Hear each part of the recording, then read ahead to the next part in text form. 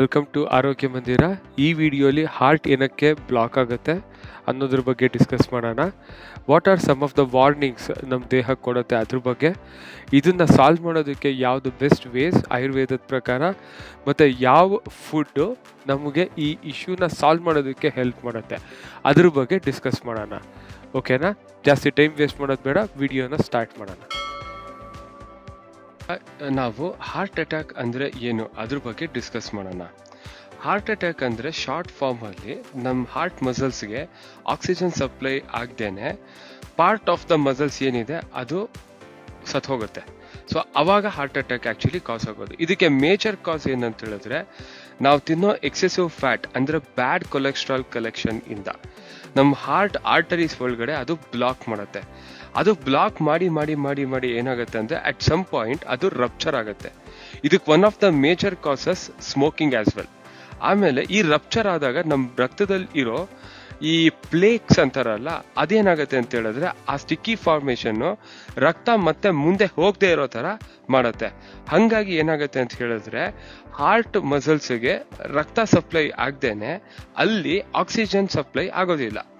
ಹೀಗಾಗಿ ಆ specific portion of heart stop ಆಗುತ್ತೆ.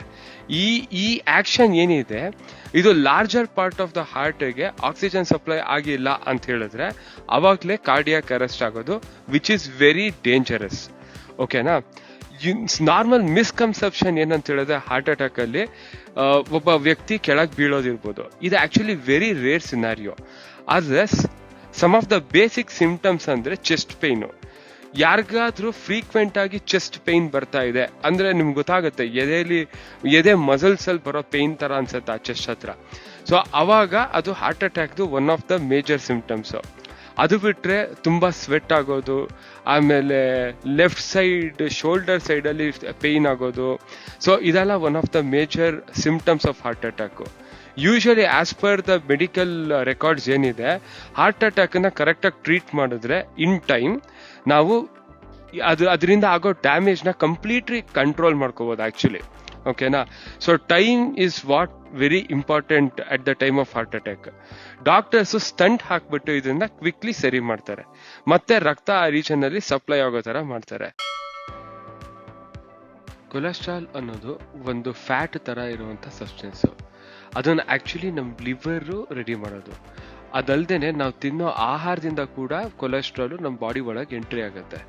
ಕೊಲೆಸ್ಟ್ರಾಲ್ ಅಂಶ ಏನಿದೆ ಅದು ಲೇಟರ್ ಸ್ಟೇಜಸ್ ಅಲ್ಲಿ ನಮ್ಮ ಬಾಡಿ ಲೈಪೋಪ್ರೋಟೀನ್ಸ್ ಆಗಿ ಕನ್ವರ್ಟ್ ಮಾಡೋದು. ನಮ್ಮ ಬಾಡಿ ಹಾರ್ಮೋನ್ಸ್ ನ ರೆಡಿ ಮಾಡೋಕ್ಕೆ, ವಿಟಮಿನ್ ಡಿ ಪ್ರೊಡ್ಯೂಸ್ ಮಾಡೋದಕ್ಕೆ, ಮತ್ತೆ ನಾವು ತಿನ್ನೋ ಆಹಾರನ ಡೈಜೆಸ್ಟ್ ಮಾಡೋದಕ್ಕೆ ಬೈಲ್ ಅನ್ನೋ ಒಂದು ಸಬ್ಸ್ಟೆನ್ಸ್ ಬೇಕು. ಇದನ್ನೆಲ್ಲ ರೆಡಿ ಮಾಡೋದಕ್ಕೆ ಕೊಲೆಸ್ಟ್ರಾಲ್ ನ ಯೂಸ್ ಮಾಡ್ಕೊಳ್ಳುತ್ತೆ. ಹಾಗಾಗಿ ಕೊಲೆಸ್ಟ್ರಾಲ್ ನಮಗೆ ಬೇಕೇ ಬೇಕು. ಕೊಲೆಸ್ಟ್ರಾಲ್ ಅಲ್ಲಿ ಎರಡು ಟೈಪ್ ಇದೆ, LDL ಮತ್ತೆ HDL. LDL ಅಂದ್ರೆ ಲೋ ಡೆನ್ಸಿಟಿ ಕೊಲೆಸ್ಟ್ರಾಲ್, HDL ಅಂದ್ರೆ ಹೈ ಡೆನ್ಸಿಟಿ ಕೊಲೆಸ್ಟ್ರಾಲ್. ಈ LDL ಕೊಲೆಸ್ಟ್ರಾಲ್ ಏನಿದೆ ಅದನ್ನೇ ನಾವು ಬ್ಯಾಡ್ ಕೊಲೆಸ್ಟ್ರಾಲ್ ಅಂತ ಹೇಳೋದು. HDL ಕೊಲೆಸ್ಟ್ರಾಲ್ ಏನಿದೆ ಅದನ್ನೇ ನಾವು ಗುಡ್ ಕೊಲೆಸ್ಟ್ರಾಲ್ ಅಂತ ಹೇಳೋದು. ಈ ಕೊಲೆಸ್ಟ್ರಾಲ್ ಏನಿದೆ ಅದು ನಮ್ಮ ಬ್ಲಡ್ ಇಂದಾನೆ ಸೆಲ್ಸಿಗೆ ರೀಚ್ ಆಗೋದು. ಓಕೆನಾ? ಇದರಲ್ಲಿ ಈ LDL ಕೊಲೆಸ್ಟ್ರಾಲ್ ಅದ್ರ ಬಗ್ಗೆ ಏನ್ ಡಿಸ್ಕಸ್ ಮಾಡಿದ್ವಿ, ಆ ಕೊಲೆಸ್ಟ್ರಾಲ್ ಏನಾಗುತ್ತೆ ಅಂತ ಹೇಳಿದ್ರೆ ನಮ್ಮ ಹಾರ್ಟ್ ಅಲ್ಲಿರೋ ಆರ್ಟರೀಸ್ ಹತ್ರ ಬ್ಲಾಕ್ ಕ್ರಿಯೇಟ್ ಮಾಡುತ್ತೆ. ಅಂದ್ರೆ ಅದ್ರ ಪೈಲಪ್ ಆಗುತ್ತೆ ಅದು ಬೇಸಿಕಲಿ. ಅವಾಗ ಏನಾಗುತ್ತೆ ಅಂತ ಹೇಳಿದ್ರೆ ನಮ್ಮ ಬಾಡಿಲಿರೋ ಕ್ಯಾಲ್ಸಿಯಂ ಡೆಪಾಸಿಟ್ಸ್ ಮತ್ತೆ ಅದರ್ ಮೆಟೀರಿಯಲ್ಸ್ ಇಂದ ಅದು ಪ್ಲೇಕ್ ಅನ್ನೋ ಒಂದು ಸಬ್ಸ್ಟೆನ್ಸ್ ಆಗಿ ಕನ್ವರ್ಟ್ ಆಗುತ್ತೆ. ಈ ಪ್ಲೇಕ್ ಏನಿದೆ ಅದು ಬೇಸಿಕಲಿ ನಮ್ಮ ರಕ್ತ ಸಂಚಾರಕ್ಕೆ ತುಂಬಾ ಕಷ್ಟ ಆಗೋ ತರ ಮಾಡುತ್ತೆ. ಅಂದ್ರೆ ನಮ್ದು ನರ್ವ್ಸ್ ಏನಿರುತ್ತಲ್ಲ ಹಾರ್ಟ್ದು, ಅದು ತಿನ್ನಾಗೋ ತರ ಮಾಡ್ಬಿಡುತ್ತೆ. ಕೆಲವೊಂದು ಸಿನಾರಿಯೋಲಿ ಅದು ಕಂಪ್ಲೀಟ್ ಆಗಿ ಬ್ಲಾಕ್ ಆಗಿ ಹಾರ್ಟ್ ಅಟ್ಯಾಕ್ ಆಗುತ್ತೆ. ಕೆಲವೊಂದು ಮತ್ತೆ ಬ್ರೈನಿಗೆ ಸ್ಟ್ರೋಕ್ ಕೂಡ ಆಗೋ ಸಾಧ್ಯತೆಗಳು ಜಾಸ್ತಿ ಇರುತ್ತೆ. ಯಾಕೆ ಅಂತ ಹೇಳಿದ್ರೆ ಬ್ರೈನಿಗೆ ಬ್ಲಡ್ ಸಪ್ಲೈ ಕರೆಕ್ಟಾಗಿ ಆಗ್ತಾ ಇರಲ್ಲ, ಅದಕ್ಕೋಸ್ಕರ. ಆದ್ರೆ HDL ಕೊಲೆಸ್ಟ್ರಾಲ್ ಅಂದ್ರೆ ಅದು ಒಳ್ಳೆ ಕೊಲೆಸ್ಟ್ರಾಲ್. ಯಾಕೆ ಅಂತ ಹೇಳಿದ್ರೆ ಅದು ನಮ್ಮ ಬ್ಲಡ್ ಟಿಶ್ಯೂಸ್ ಅಲ್ಲಿರೋ ಕೊಲೆಸ್ಟ್ರಾಲ್ ಅನ್ನ ಆಚೆ ಹಾಕಕ್ಕೆ ಟ್ರೈ ಮಾಡುತ್ತೆ. ಅದಲ್ಲದೆ ಆರ್ಟರೀಸ್ ಹತ್ರ ಇರೋ ಪ್ಲೇಕ್ ಫಾರ್ಮೇಷನ್ ಇರುತ್ತಲ್ಲ ಅದನ್ನ ಕೂಡ ಅವಾಯ್ಡ್ ಮಾಡುತ್ತೆ. ಮತ್ತೆ ಎಕ್ಸೆಸ್ ಕೊಲೆಸ್ಟ್ರಾಲ್ ಏನಿರುತ್ತೆ ನಮ್ಮ ಬಾಡಿಲಿ ಅದನ್ನ ಮತ್ತೆ ಲಿವರ್ ಕಳಿಸಿ ಲಿವರ್ ಆಚೆ ಹಾಕೋದಕ್ಕೆ ಅದು ಹೆಲ್ಪ್ ಮಾಡುತ್ತೆ. ಹಾಗಾಗಿ HDL cholesterol is a good cholesterol. ಇವಾಗ ನಾವು ಆಯುರ್ವೇದದ ಪ್ರಕಾರ ಕೊಲೆಸ್ಟ್ರಾಲ್ಗಿರೋ ರೆಮಿಡೀಸ್ ಬಗ್ಗೆ ಡಿಸ್ಕಸ್ ಮಾಡೋಣ.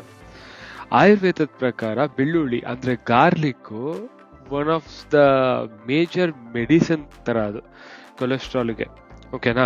ಪ್ರತಿದಿನ ನಾವು ಒಂದು ಎಸಳು ಬೆಳ್ಳುಳ್ಳಿ ತಿಂದ್ರೂ ಸಾಕು, ಅಟ್ಲೀಸ್ಟ್ 18% ರಿಡಕ್ಷನ್ ಇನ್ LDL ಕೂಡ ಕೊಲೆಸ್ಟ್ರಾಲ್ನ ನಾವು ಎಕ್ಸ್ಪೆಕ್ಟ್ ಮಾಡ್ಬೋದಂತೆ.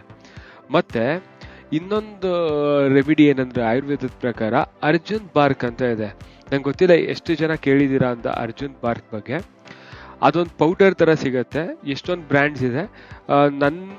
ನನ್ನ ಎಕ್ಸ್ಪೀರಿಯನ್ಸ್ ಅಲ್ಲಿ ಬೈದ್ಯನಾಥ್ ಒಳ್ಳೆ ಬ್ರ್ಯಾಂಡ್ ಆಯುರ್ವೇದಿಕ್ ಪ್ರಾಡಕ್ಟ್ ಸಿಗಲ್ಲ, ಅದನ್ನ ನೀವು ಟ್ರೈ ಮಾಡ್ಕೋಬಹುದು. ಸೊ ಅರ್ಜುನ್ ಬಾರ್ಕ್ ಪೌಡರ್ ಏನಿದೆ ಅದನ್ನ ನಾವು ರೆಗ್ಯುಲರ್ ಆಗಿ ಒಂದು ಕರೆಕ್ಟ್ ಪ್ರಪೋರ್ಷನ್ ಅಲ್ಲಿ ನಾವು ಕುಡಿಯೋದ್ರಿಂದ ಹಾರ್ಟ್ ಪ್ರಾಬ್ಲಮ್ಸು ಮತ್ತೆ ಕೊಲೆಸ್ಟ್ರಾಲ್ ಅನ್ನ ಸಿಗ್ನಿಫಿಕೆಂಟ್ಲಿ ಡೌನ್ ಮಾಡ್ಬೋದು.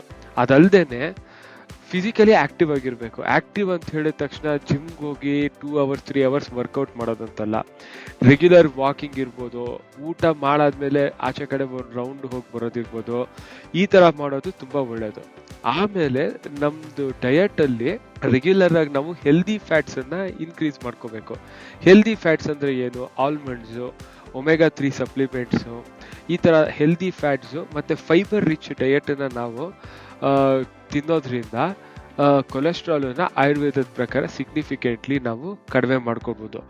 ಆಯುರ್ವೇದದ ಪ್ರಕಾರ ಕೊಲೆಸ್ಟ್ರಾಲ್ನ ಕಡಿಮೆ ಮಾಡ್ಕೊಳ್ಳೋದಕ್ಕೆ ನಿಮ್ಗೆ ಇನ್ನು ಡೀಟೇಲ್ಡ್ ಎಕ್ಸ್ಪ್ಲನೇಷನ್ ಬೇಕಂದ್ರೆ ದಯವಿಟ್ಟು ಕಮೆಂಟ್ ಸೆಕ್ಷನ್ ಅಲ್ಲಿ ಹಾಕಿ, ಅದ್ರ ಬಗ್ಗೆ ಸಪ್ರೇಟ್ ವಿಡಿಯೋ ಕೂಡ ಮಾಡ್ತೀನಿ. ಇದೇ ತರ ಕನ್ನಡದಲ್ಲಿ ಹೆಲ್ತ್ ಬಗ್ಗೆ ಒಳ್ಳೆ ಇನ್ಫಾರ್ಮೇಶನ್ ಮತ್ತೆ ನಾಲೆಡ್ಜ್ ನೀವು ಇಂಪ್ರೂವ್ ಮಾಡ್ಕೋಬೇಕಿದ್ರೆ ನಮ್ಮ ಚಾನಲನ್ನು ಲೈಕ್ ಆ್ಯಂಡ್ ಸಬ್ಸ್ಕ್ರೈಬ್ ಮಾಡಿ. ಮತ್ತೆ ನಿಮ್ಮ ಫ್ರೆಂಡ್ಸ್, ಕೊಲೀಗ್ಸ್, ನಿಮ್ಮ ರಿಲೇಟಿವ್ಸ್ ಜೊತೆ ಶೇರ್ ಕೂಡ ಮಾಡಿ. Thank you.